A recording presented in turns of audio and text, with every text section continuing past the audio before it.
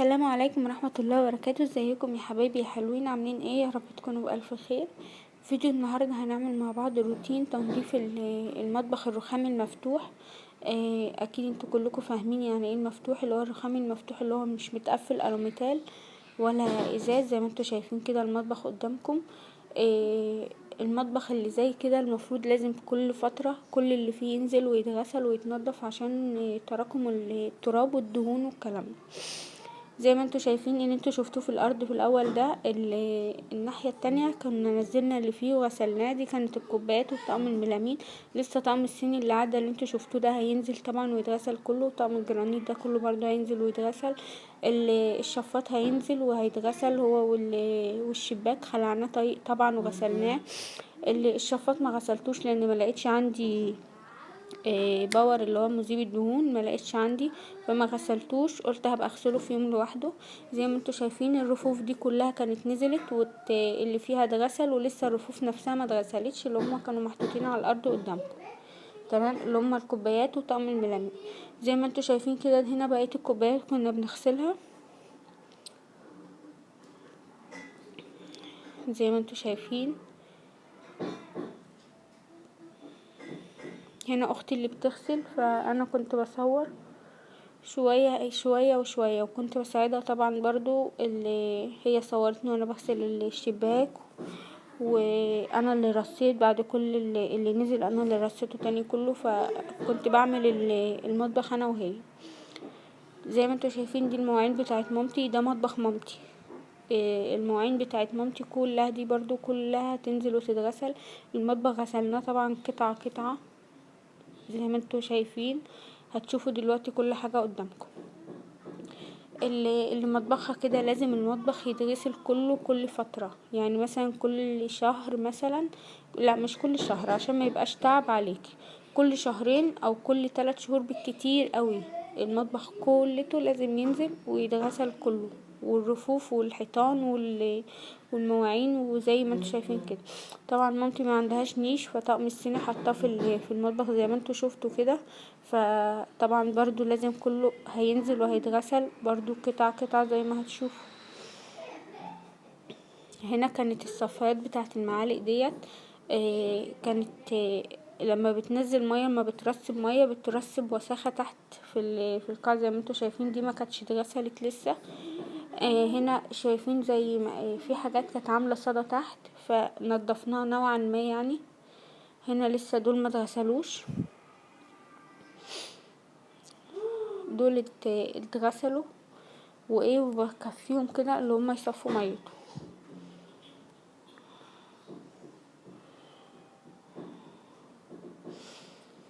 هنا زي ما انتوا شايفين دي حاجات دي كلها اتغسلت ومحطوطة تصفي ميتها، محطوطة على جنب كده. هنا زي ما انتوا شايفين انا كنت خلاص خلعت الشباك واختي هنا بتصورني وانا بغسله. غسلته طبعا بالسلكة بالصابون. السلك نفسه بتاع الشباك متراكم عليه الدهون، فما لقيتش عندي الباور فما نضفش يعني ما نضفش اللي هو النظافة اللي انا عاوزاها. حاولت اطلع على قد ما اقدر، يعني كنا بدأنا في المطبخ واحنا ما نعرفش ان مفيش باور، فاهمين اللي هو اللي بتاع مذيب الدهون. فحاولت ان انا انزل بالمية السخنة وبالصابون والسلك على قد ما اقدر في الدهون اللي كانت فين في السلك. تمام زي ما انتوا شايفين هنا نضف يعني النظافة اللي هو اللي انا ممكن اقبلها شوية. طلعته طبعا كان الشباك زي ما انتوا شايفين خشب، طلعناه في البلكونة. طلعته في البلكونة عشان ينشف. لازم الخشب لو هتغسليه بمية لازم تطلعيه ينشف كويس جدا، لان الخشب لو شرب مية وما تهواش او ما تعرضش لتهوية الخشب هيسوس من جوه. تمام زي ما انتوا شايفين هنا دي القاعدة بتاعت الشاي والسكر وهنا طقم الجرانيت كنا بنغسله برضو. الغطيان الستانلس بس هي اللي بنغسلها بالسلكة. الحلل نفسها بنغسلها بالليفة. تمام هنا برضو بنغسل وهنكفي على الفوطة.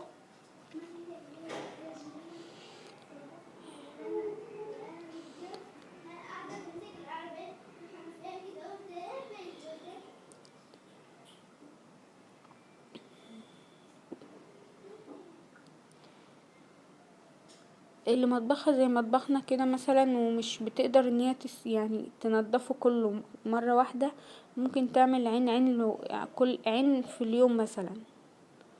زي ما انتوا شايفين هنا كنا بنكفي الغطيان بتاعت الغطيان والحلة عشان تنشف، وهنكون نضفنا مكانهم وهرجعهم تاني مكان.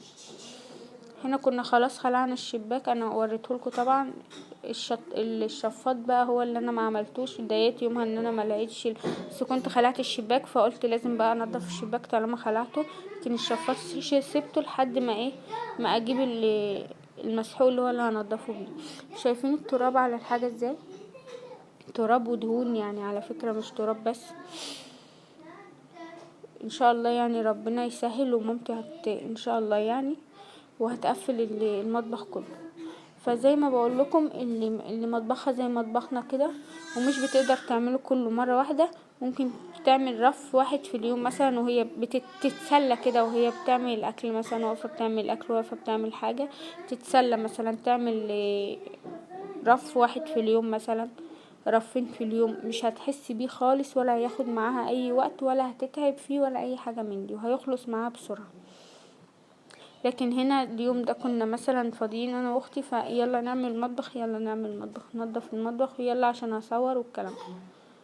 فبصراحة خد معانا وقت، ايوه، لان احنا نزلنا المطبخ كله من اوله لاخره، وكله غسلنا المطبخ كله قطعة قطعة الا الشفاط بس كله. حتى البوتاجاز من بره نضفنا البوتاجاز بتاع مامتي جديد، ماهوش مش اللي هو فيه دهون ولا متراكم عليه دهون واللي هو غسله محترمه ولا الكلام ده، لا، اتغسل من بره واتلمع واتظبط ومفيهوش اي حاجه، هتشوفوه دلوقتي قدامكم برضو. هنا دي كاسات الجيلي والمهلبيه والحاجات ديت اللي هي بتبقى محطوطه ناحيه بره، برضو كان مركوم عليها التراب زي ما انتوا شايفين. هنا بقى كنت لميت المفارش اللي هي بتاعت الرفف بتاعت المطبخ كلها وحطيتها، هحطها في دورة في الغسالة، هحطها لمدة 20 دقيقة، حطيت لها المسحوق بتاعها.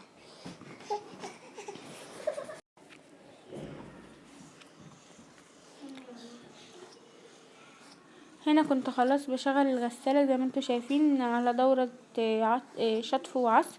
المفارش يدوب تراب اللي فيها بس، يدوب هشطفهم لمدة 20 دقيقة. هنا كنا خلاص نزلنا الرف اللي هو الاولاني اللي انتوا شايفينه ده، والرف اللي كان فيه الحلل نزلناهم واتغسلوا، ويدوب هنغسل العين اللي كان فيها الاطباق، وبعدين هرصهم تاني قبل ما ننزل التانيين علشان منساش الرصة بتاعت الصين. تمام. هنا الببرونة بتاعت بنتي كانت جعانة زي ما انتوا شايفين، انا بعمل لها هنا الببرونة وسايباها قاعدة مع اختها. هنا كنت بعمل بايد واحدة وبصور بايد التانية، عشان كده كنت بوقع بس غصب عني.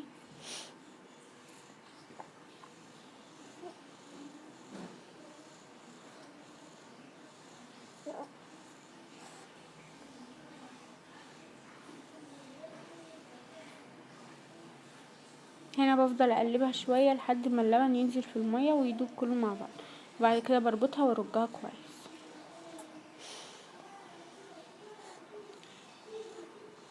هنا زي ما انتوا شايفين كان خلاص الكاسات اللي بتاعت الجيلي خلصت.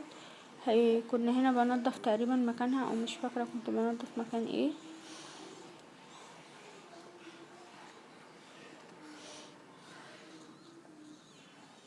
هنا كانت المفارش خلاص خلصت زي ما بوريها لكم، شايفين نضفت ازاي.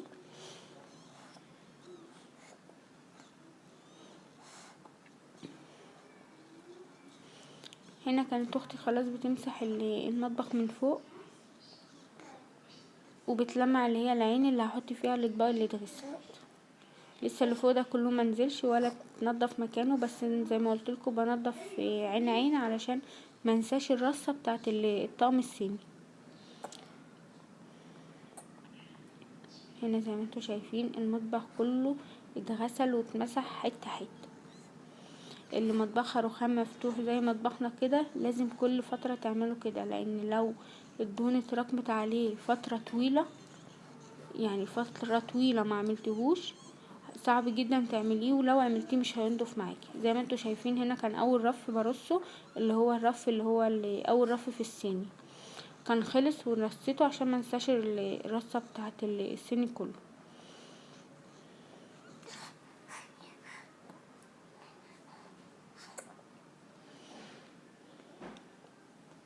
هنا كانت الرخامة دي بتتمسح برضو عشان هنصفي عليها الصيني بعد ما يتغسل.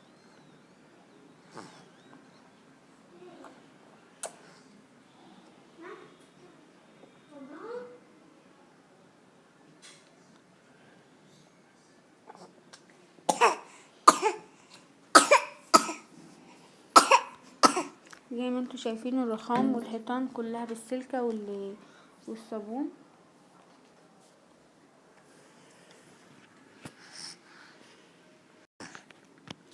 هنا كان خلاص الرف الاولاني اللي انا رصيته وفرشت له المفرش ده، هو ده الرف اللي خلص.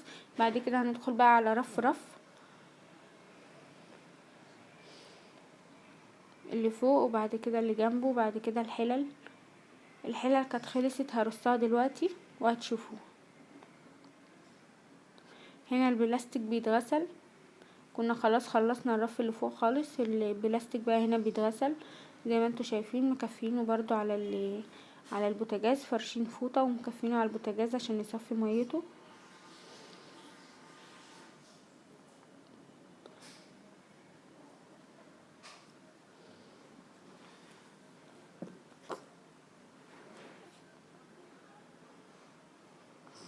هنا زي ما انتوا شايفين البلاستيك برضو، خلي بالكم المواعين اللي غسلناها دي كلها كانت نضيفة، بس لازم اللي فوق كله واللي تحت كله اتغسل قطعة. ليه؟ عشان تحسي بالنظافة. شايفين انا كل اللي فوق ده كان خلاص اتغسل وترص، واللي تحت برضو الناحيتين اللي عدوا اللي هي الحلل والاطباق ديت برضو كان كله ترص. كان فاضل في الجنب اللي هو اليمين من المطبخ اللي هو البلاستيك بس، هرصه دلوقتي زي ما انتوا هتشوفوا. هنا انا بوريكم المفارش اللي كانت مغسولة في الغسالة، طالعة مندية، طالعة ناشفة. يعني ده المفرش ده قماش طالع ناشف، البلاستيك بس هما اللي طالعين منديين. كانوا عايزين يتفردوا شوية في البلكونة، بس طبعا الوقت كان عايزين نخلص، عايزين نرص اللي احنا خلصناه. زي ما انتوا شايفين ده الجنب الشمال من المطبخ اللي هو اللي فيه الحوض. هتشوفوا تقسيمة المطبخ كلها في الاخر وانا داخلة من برا علشان اوريكم المطبخ بعد ما خلصناه. هنا كان خلاص الجنب الشمال كله برضو اتغسل بالسلكة بالصابون، وبيتنشف برضو زي ما انتوا شايفين بالفوطة، وبيتلمع برضو بالفوطة. وبرضو كل اللي هيخلص هنرص. الرف اللي فوق الحنفية ده اللي فيه طقم الميلامين هيخلص دلوقتي برضو هرصه.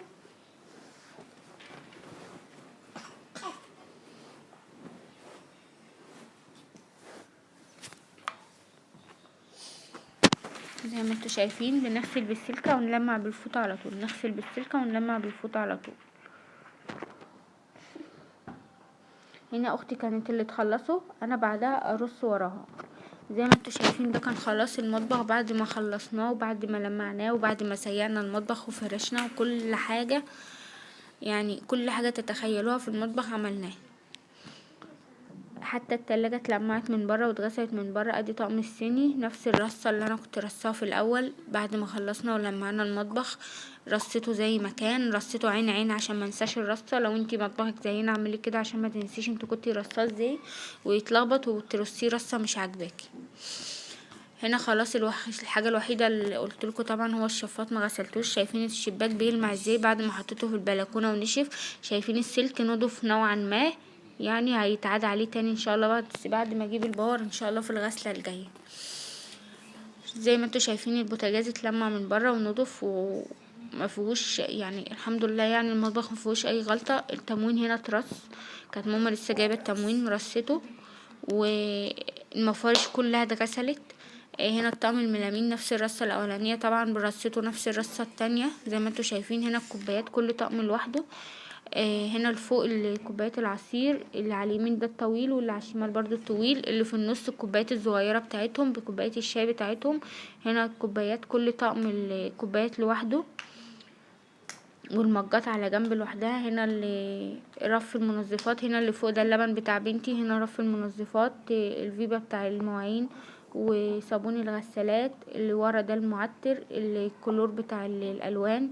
هنا زي ما انتوا شايفين المعالق والسكاكين والسباتولات والحاجات دي كلها محطوطة على الرخامة. هنا زي ما انتوا شايفين المطبخ كلته خلص. هنا المواعين اللي تحت دي مواعين امي طبعا، مواعين امهاتنا القديمة كلها محدش يقدر يفرط فيها. زي ما انتوا شايفين فيها حاجات قديمة ايوه، بس طبعا كل بيت مصري فيه الحاجات دي. زي ما انتوا شايفين اللي هي الدهون المتراكمة على المواعين والكلام ده. هنا البلاستيك زي ما انتوا شايفين كتير على الرف. طبعا هو الحمد لله المطبخ كبير ايوه والحاجات كتير، بس الحمد لله يعني مكفين. وادي الغسالة كنت لسه رافعاها علشان كنت هحط فيها الدورة كبيرة بقى للهدوم. وادي الارض اتسيقت واتلمعت واتفرشت كمان وكل المطبخ خلص.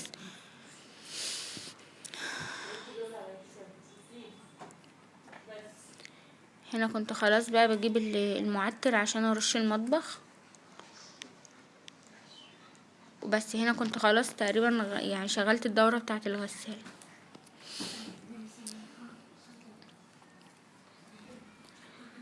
بس كده ده يا حبايبي كان فيديو النهارده. يا رب يكون الفيديو عجبكم. ما تنسونيش بقى باللايك والشير، واللي مش مشترك يشترك.